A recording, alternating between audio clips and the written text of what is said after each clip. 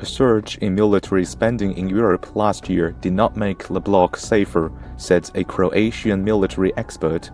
According to a report published by the Stockholm International Peace Research Institute last month, global military spending grew for the 8th consecutive year in 2022 to an all-time high of $2,240 billion, and the sharpest rise in spending was seen in Europe.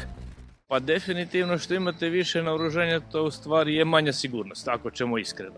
Na to što sama količina naoružanja objektivno smanjuje u svakom slučaju sigurnost, jer naravno povećava mogućnosti i eskalacije sukoba, povećava mogućnosti odljeva tog oružja i streljiva iz skladišta.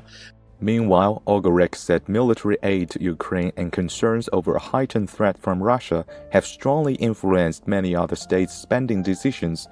U svakom slučaju vidimo da je rat u Europi, odnosno rat u Ukrajini bio taj koji je. Europa sad to pokušava dodatno nadoknaditi i dodatno opremiti svoje arsenale koji su na neki način sada ispražnjeni.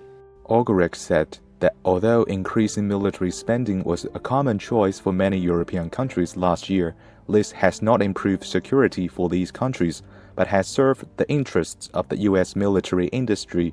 A s druge strane, naravno, Sjedinjenim Američkim Državama je to dodatno u interesu, jer oni su jedan od najvećih izvoznika naoružanja u svijetu. Prema tome, njihova industrija vojna itekako će raditi za potrebe naoružavanja i snabdijevanja pojedinih europskih država.